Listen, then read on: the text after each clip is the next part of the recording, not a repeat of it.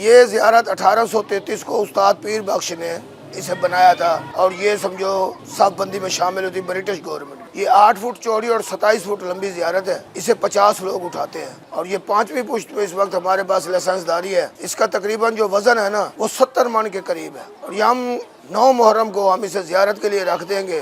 ہزاروں عقیدت مند آتے ہیں جو یہاں آ کے منتیں مرادیں اپنی مانتے ہیں، اللہ پاک ان کی پوری کرتے ہیں، اور وہ ہر سال یہاں پر آتے ہیں۔ اور اس زیارت کو اٹھانے والے بھی موجودہ دور میں ہمارے محلے کے نوجوان ہیں، جو یہ بھی نسل در نسل زیارت اٹھا رہے ہیں۔ پہلے ان کے بزرگ اٹھاتے تھے، آج ماشاءاللہ ان کے اولاد ان کی نسل اٹھا رہی ہے۔ تو یہ ہم 10 محرم کو صبح 10 بجے یہاں سے زیارت اٹھاتے ہیں، جو ان تنگ و تاریک گلیوں سے ہوتی ہوئی پاک گیٹ، حرم گیٹ، سبیل چوک سے ہوتی ہوئی شام 5 بجے کربلا شارہ سال پہنچتی ہے۔ وہاں ہم کچھ دیر قیام کرتے ہیں، اور اس کے بعد واپسی ہم سبیل چوک، گل روڈ، پاک گیٹ سے ہوتے ہوئے اس جگہ اختتام۔ اس کی جو خاصیت ہے نا جی، اس میں کوئی کیل کا استعمال نہیں ہوا۔ یہ بزرگوں نے، استاد پیر بھائی صاحب نے اپنی مہارت کے ساتھ اسے بنایا تھا، اور یہ اپنی اصلی حالت میں ہے۔ یہ ساگوان کی لکڑی کی یہ بنی ہوئی زیارت ہے۔ یہ دیکھ لیں، یہ ہاتھ کا کام ہے اور یہ باریکی کا کام ہے سارا، یہ اس میں مشینی کام کوئی نہیں ہے۔ استاد کا تعزیہ یہ 1833 میں جو بنا تھا یہ وہی ہے، اور یہ جو شاگرد کا تعزیہ ہے جو یہ اس وقت بنا تھا، یہ اب تیسرا تعزیہ ان کا۔